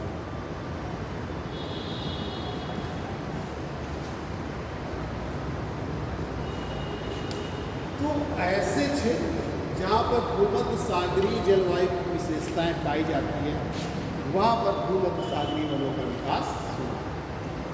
इसकी विशेषता क्या है? भूमध्य सागरीय जलवायु, भूमध्य सागरीय जलवायु की विशेषता है कि यहाँ पर ग्रीष्म ऋतु जो होता है वो शुष्क रहता है, जबकि शीत ऋतु में वर्षा आता है। एग्जाम में हमेशा, ऐसे तो क्लाइमेटोलॉजी का पार्ट है, लेकिन ये क्वेश्चन हमेशा पूछा जाता है कि किस जलवायु में शीत ऋतु में वर्षा होती है जबकि ग्रीष्म ऋतु शुष्क रहता है। तो भूमध्य सागरीय जलवायु की विशेषता है कि ग्रीष्म ऋतु शुष्क रहता है जबकि शीत ऋतु में यहाँ वर्षा।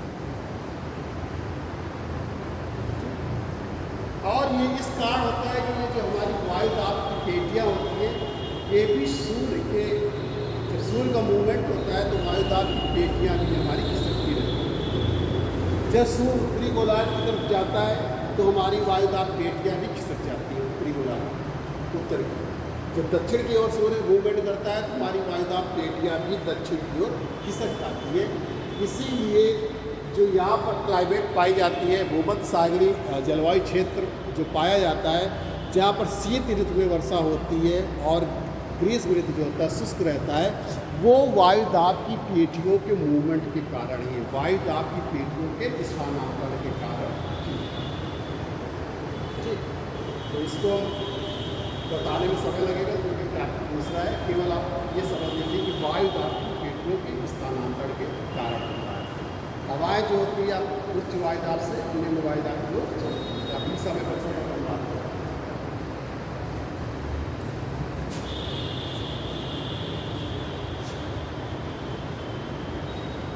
अब भूमध्य सागरीय वन की विशेषता क्या होती है?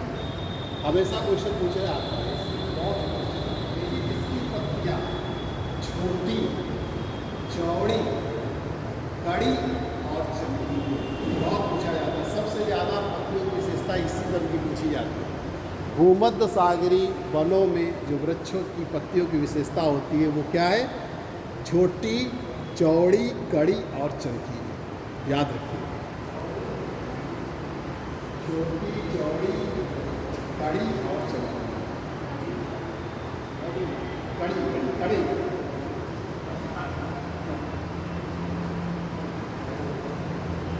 जी। दूसरी विशेषता ये है इसकी कि ये शुष्क ऋतु में भी अपनी पत्तियां नहीं गिराती। शुष्क ऋतु में भी ये पत्तियां अपनी भी नहीं गिराती। और इसके लिए क्या करते हैं, ये वृक्ष जो होते हैं वो बहुत मोटी छालों से आच्छादित रहते हैं।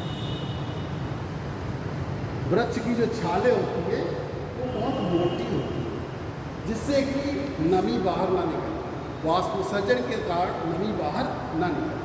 साथ ही साथ इनमें दरारें भी बनी रहती हैं। यह भी विशेषता होती है कि ये वृक्ष मोटी छालों से युक्त होते हैं और उनमें दरारें बनी होती हैं।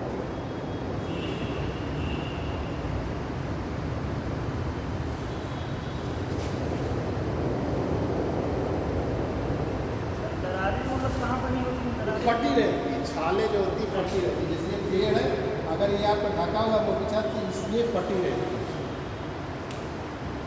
जिससे कि वाष्पोत्सर्जन ज़्यादा नहीं हो।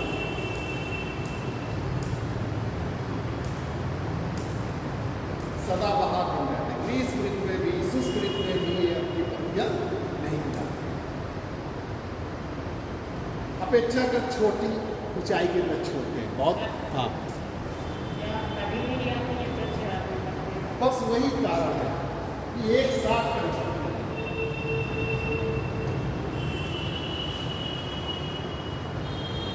अब इसके जो अंतर्गत मुख्य रूप से वृक्ष आते हैं, ये भी ध्यान रखेंगे, ये भी बहुत आता है। तार है, ओक है, जैतून।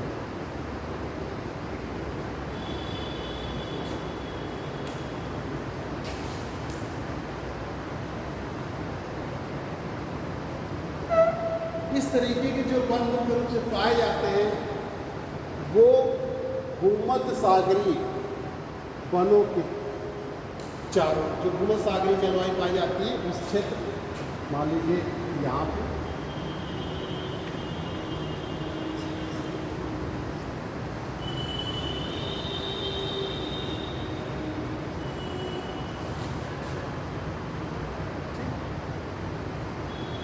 संयुक्त राज्य अमेरिका, नॉर्थ अमेरिका, उसकी कैलिफोर्निया क्षेत्र में,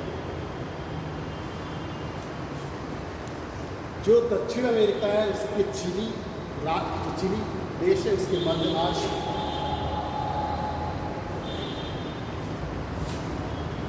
दक्षिण अफ्रीका के दक्षिणी भाग में,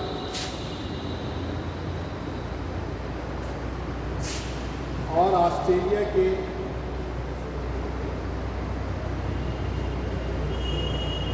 दक्षिण पूर्व और दक्षिण पश्चिम।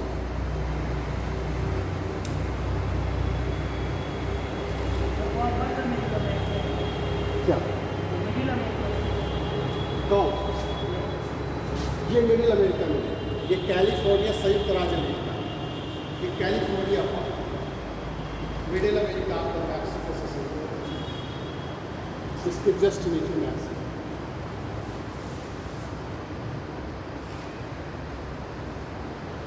ये पूरा उत्तरी अमेरिका, यहाँ से जो ये 49 और उत्तरी अक्षांश रेखा है उसके ऊपर कनाडा है और इसके नीचे संयुक्त राज्य है। यहाँ रियो ग्रांडे रिवर जो है वो संयुक्त राज्य अमेरिका को और मैक्सिको को अलग है।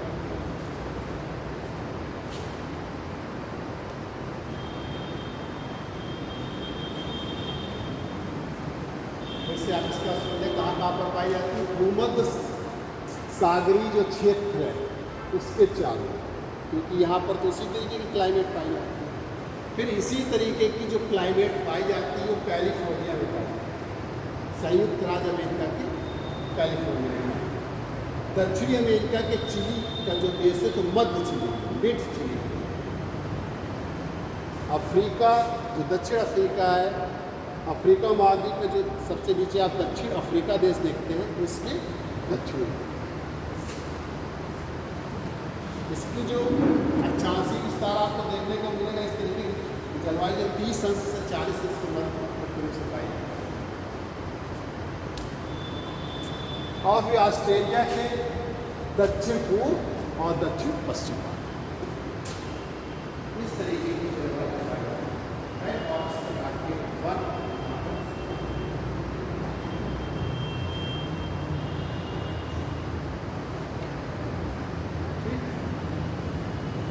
इसके बाद इसी में दूसरा है, इसका दूसरा भाग है मिक्स्ड फॉरेस्ट, मिश्रित।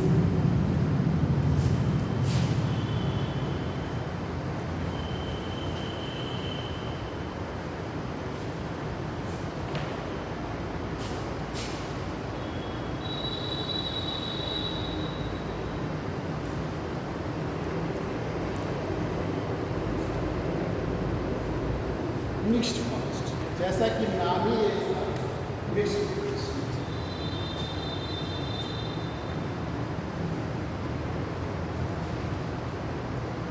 इसमें जो है चौड़ी पत्ती वाले सदाबहार वन और नुकीली पत्ती वाले जो शंकुधारी वन होते हैं उनका मिश्रण पाया, इसीलिए इसको मिक्स्ड फॉरेस्ट। इस प्रकार के वनों में दोनों प्रकार के आपको वृक्ष मिलते हैं, एक तो चौड़ी पत्ती वाले वृक्ष मिलते हैं और एक नुकीली पत्ती वाले भी वृक्ष।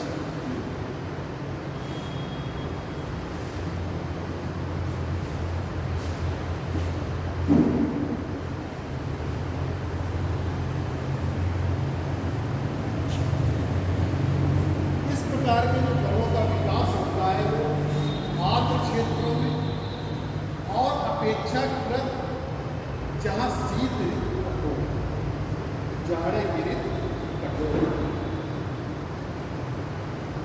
मतलब किस परिस्थितियों में इनका विकास होता है वो बता रहे हैं आपको। इस तरीके के वनों का विकास जो होता है अपेक्षाकृत आर्द्र क्षेत्रों में जहाँ वर्षा होती है और शीत ऋतु अपेक्षाकृत अधिक होती है, अधिक ठंड पड़ती है,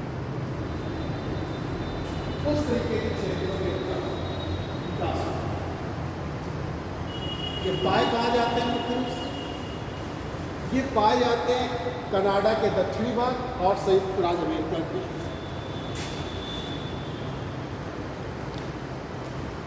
कनाडा के दक्षिण पूर्वी भाग में और संयुक्त राज्य अमेरिका के उत्तर पूर्वी भाग में,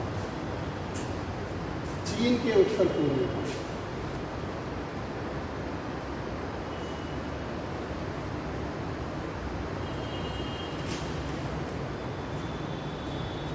ये वन जापान है, कोरिया है, ताइवान है, सब होता है।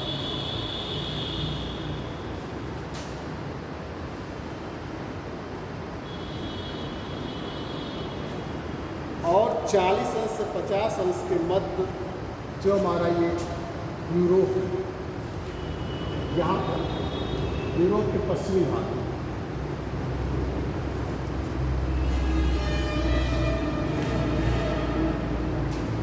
यहाँ पर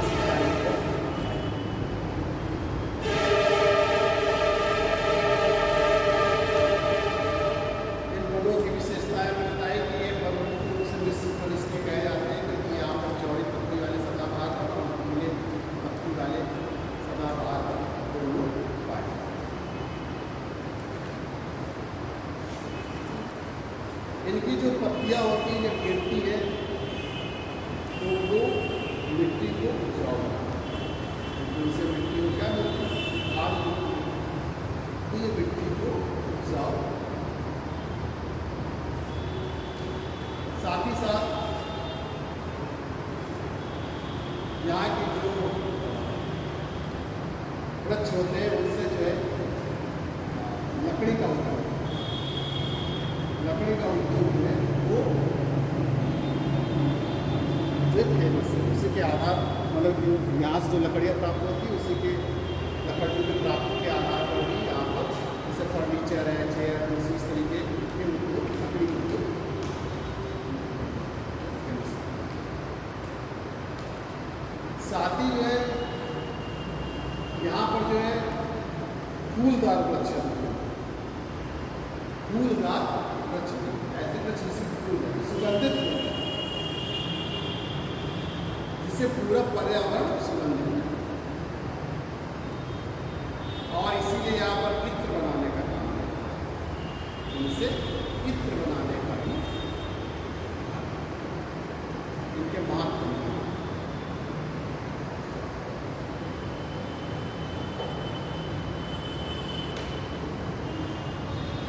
तो ये थे मध्यछांसी, इनमें आर्कटिक होगा हमें और तो बहुत सारे फूल, बहुत सारे फूल हैं आर्कटिक क्षेत्र में जो जगह आपको बहुत सारे अपने यहाँ के लिए तो मिक्स फॉरेस्ट की आपको हमने महत्व बताया। आप जो है इसको हाईलाइट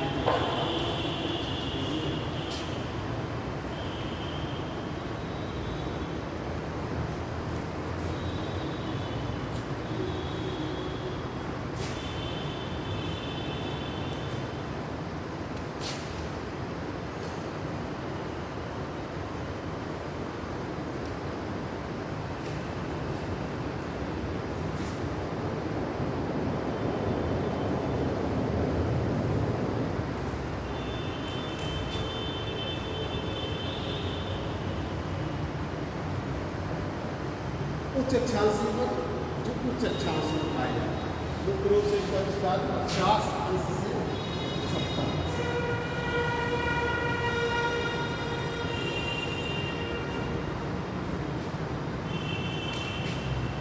ऐसे वनों का विकास जो है उच्च अक्षांशी क्षेत्रों में होता है।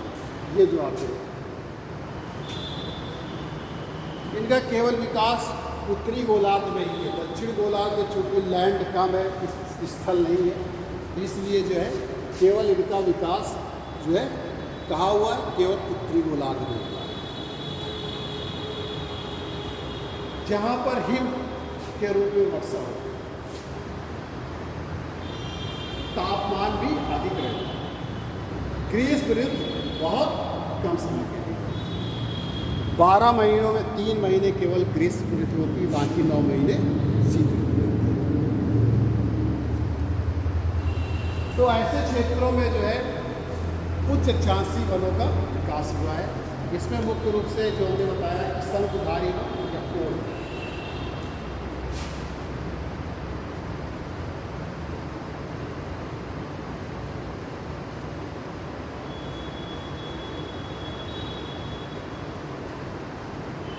हम लोग कोनिकल फॉरेस्ट है।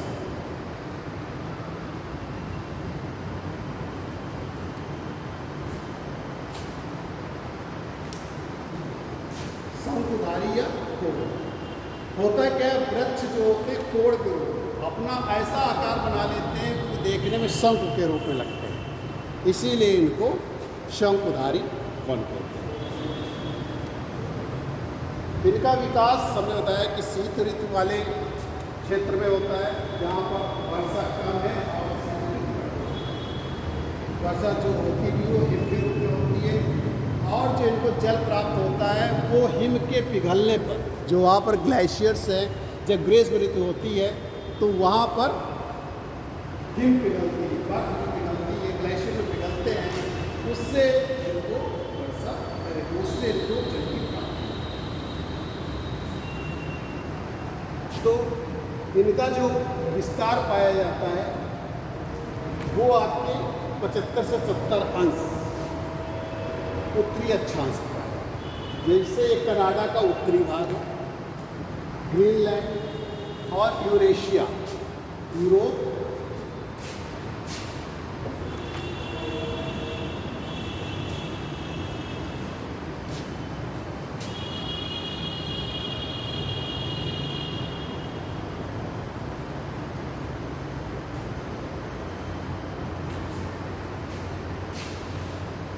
इन क्षेत्रों में उनका विकास पाया। 50 अंश से 70 अंश उत्तरी अक्षांश, ये आपका कनाडा का उत्तरी भाग है, ठीक।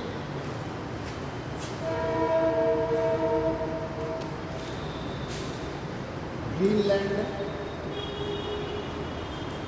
यूरोप है, ये जो यूराल पर्वत है ये यूरोप और एशिया वाला है। इधर यूराल पर्वत के पश्चिम में जो है यूरोप है और यूराल पर्वत के पूर्व में एशिया। तो यूरेशिया दोनों को मिला के, यूरोप और एशिया दोनों को मिलाकर कॉन्टिनेंट को हम यूरेशिया भी कहते हैं। तो यूरोप और एशिया इन क्षेत्रों में पाए जाते हैं। तो अब यहाँ का तो कनाडा में अलास्का रीजन है और ये आपका साइबेरिया रीजन है। और इसमें भी यूरोप में जैसे नॉर्वे, इसका इंडियन क्षेत्र, नॉर्वे हुआ, फिनलैंड हुआ और स्कैंडिनेविया हुआ, ये 3 क्षेत्र जो है यहाँ पर आए। इस तरीके से ये कनाडा के उत्तरी भाग में, ग्रीनलैंड और ये यूरेशिया, यूरोप और एशिया के उत्तरी भाग में इनका विस्तार 50 अंश उत्तरी अक्षांश से 70 अंश उत्तरी अक्षांश होता है।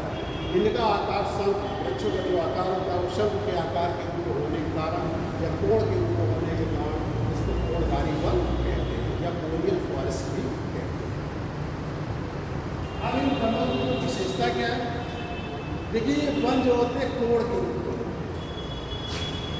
ऐसे आपके देखिए, अब ये अपने हिम से रक्षा करने के लिए आपात के रूप में हिमपात हुआ, तुरंत ये इस पर गिरी नहीं तो तुरंत फिसलकर नीचे। ऐसा आकार रूप अपना क्यों धारण करते हैं? क्योंकि अपने को ये हिमपात से रक्षा करना। अब आप जानते हैं कि पर्यावरण अनुकूलन का भी सिद्धांत है, थ्योरी ऑफ एडैप्टेशन। तो अपने आप को उस पर्यावरण से सामंजस्य करना पड़ता है, उसके अनुकूल अपने आप को बनाना पड़ता है, तभी हमारा अस्तित्व वहाँ पर होगा। तो इसी तरीके से यहाँ वृक्ष अपने अस्तित्व को बनाए रखने के लिए इस तरीके का आकार, पत्तियाँ नुकीली होती है, यानी कि जो वाष्पोत्सर्जन हो वो केवल इसके नोक यानी इस पॉइंट से, जो नुकीला क्षेत्र रहेगा जब उसका क्षेत्र बहुत कम होगा तो वाष्पोत्सर्जन की दर भी बहुत कम होगी। ये इसकी विशेषताएं, पहली बात तो कि इनका जो आकार होता है वो एक कोण के आकार में और शंख के रूप में हो जाता है, इसलिए इनको शंखधारी वन कहते हैं। दूसरा, इनकी जो तने होते हैं वो बहुत मोटे होते हैं, जबकि टहनियाँ जो होती हैं वो बहुत कम होती हैं। दूसरा, ये भी सदाबहार वन होते हैं, इनमें भी पत्तियाँ हरी भरी हमेशा दिखती हैं और अपने जल की प्राप्ति इनके पिघलने से करते हैं। जब सूर्य की किरणें इसमें नीचे नहीं पहुंच पाती, क्योंकि ज़्यादातर तो वृक्ष जो होते हैं वो सदाबहार वन होते हैं, सूर्य की वैसे भी ग्रीष्म ऋतु बहुत कम होती है, सूर्य की किरणें भी बहुत तिरछी जाती है, तो नीचे वृक्षों के नीचे पहुंच नहीं पाती है, जिससे वहाँ घास फूस वगैरह नहीं होती है इन वृक्षों के नीचे। फिर ये पत्तियाँ जो होती हैं वो नुकीली होती हैं, जिनका वाष्पोत्सर्जन नुकीली होने की वजह से, खाली जैसे पत्तियाँ नुकीली है तो नुकीली एक पॉइंट से होती है, इसलिए वाष्पोत्सर्जन की दर। इसके अंतर्गत जो मुख्य रूप से वृक्ष आते हैं वो फर है, स्पाइन है,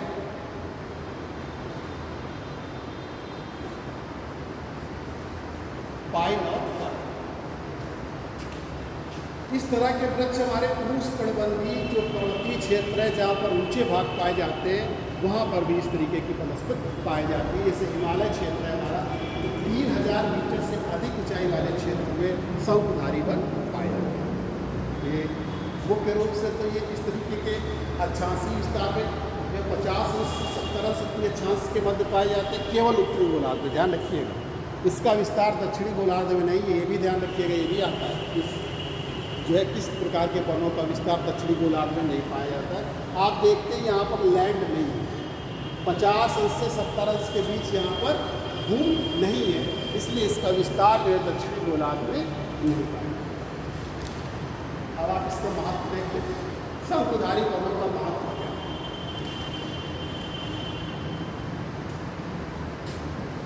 तो शंकुधारी वनों की सबसे बड़ी विशेषता है कि ये जो इनमें प्रजातियां पाई जाती हैं, मतलब एक प्रकार के वन पाए जाते हैं, एकल प्रजातियां पाई जाती हैं। ये भी क्वेश्चन आता है हमेशा, किस प्रकार के वनों में जो है एकल प्रजातियां पाई जाती हैं, मतलब यहाँ वृक्षों की बहुत अधिक संख्या नहीं है। जो वृक्ष है वो सब एक समान खड़े होते हैं, इसीलिए इनका दोहन करना बहुत आसान है, इसीलिए इसका दोहन भी बहुत है।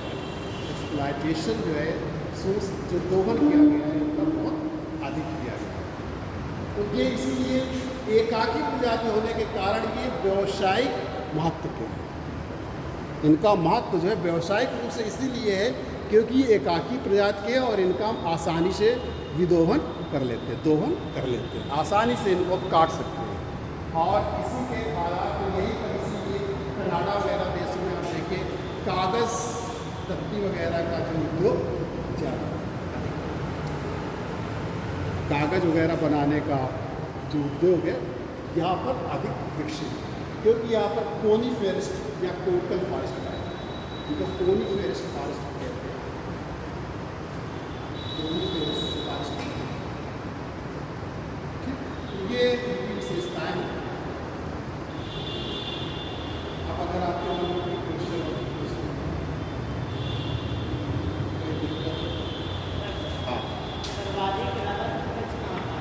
अमेज़न घाटी में पाए, अमेज़न नदी में जो प्राकृतिक जो बनाए गए लगाए गए, वैसे जो रबड़ का उत्पादन सबसे करता है तो थाईलैंड,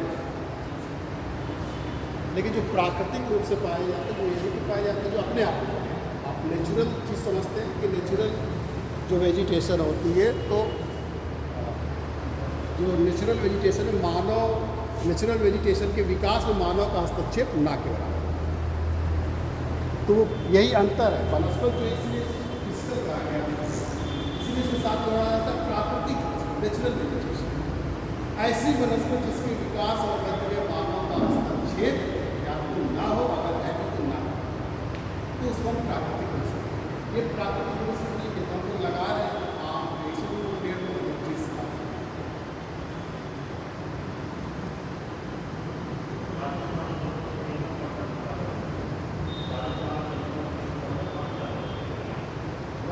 देखिए राजस्थान में ज़्यादा होता है, इसलिए ज़्यादा होने लगी कि जब से ये वृक्षारोपण किया गया, जो हमारे जल को राजेश उन्होंने वृक्षारोपण किया, उन्होंने वर्षा का संचयन किया।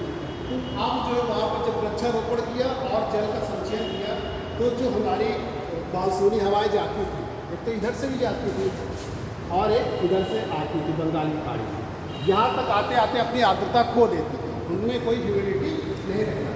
लेकिन जब से वृक्षारोपण हुआ और जब से वहाँ पर जल एकत्रित हुआ, तो बनाया गया नदी नाले और पुल बनाए गए, तालाब लगभग 1058 वहाँ पर कुंड बनाए गए, 1058 कुंड बनाए गए और वृक्षारोपण किया गया। इस वजह से हम लोग को वहाँ पर आर्द्रता मिल जाती है, इसलिए हम वहाँ पर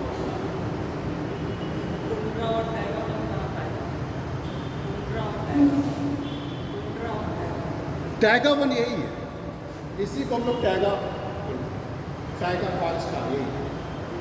टुंड्रा भी यही को पाए जाते हैं, इसी के ऊपर ऊपरी क्षेत्र, ऊपरी क्षेत्र। एक तरीके से टुंड्रा जो होते हैं उसको हम लोग ग्रासेस में लेते हैं, जो वनस्पति होती है ग्रासेस में, घासों में लेते हैं, इसीलिए हमने उसको नहीं बताया।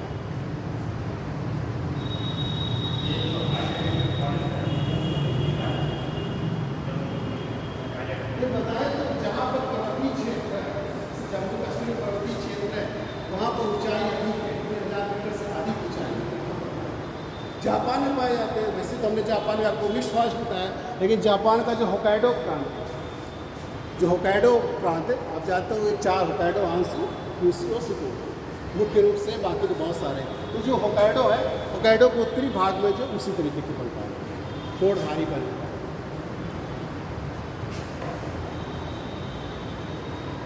पूछ लीजिए आप मुझे पूछना 4 मिनट आपके पास। सबसे ज़्यादा जो वन है वो रशियन फेडरेशन है, फिर ब्राज़ील है, और फिर संयुक्त राज्य ब्राज़ील है, फिर कनाडा है, संयुक्त राज्य अमेरिका और चाइना, ये क्रम है। सबसे ज़्यादा वनों का विस्तार कहाँ पाया जाता है? तो हमारा जो रूसी संघ, फिर इसके बाद ब्राज़ील, कनाडा, संयुक्त राज्य अमेरिका और चाइना।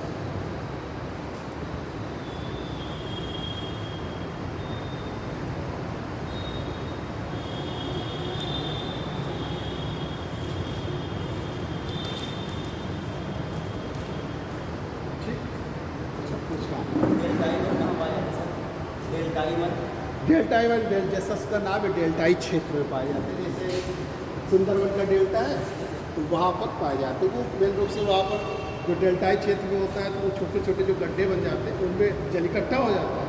तो वहाँ पर जो एक तरीके से बल पाए जाते हैं, वास्तव में वो एक तरीके से साल्टी चीज़ होते हैं, तो उनको डेल्टाई वन कह दिया जाता है, जिससे हम लोग सुंदरी वन कहते हैं। जैसे सुंदरवन क्षेत्र में यहाँ पर जो पश्चिम बंगाल का क्षेत्र है, वह उसके डेल्टा में सुंदरवन के वृक्ष अधिक पाए जाते हैं, तो उसको सुंदरवन वो डेल्टाई।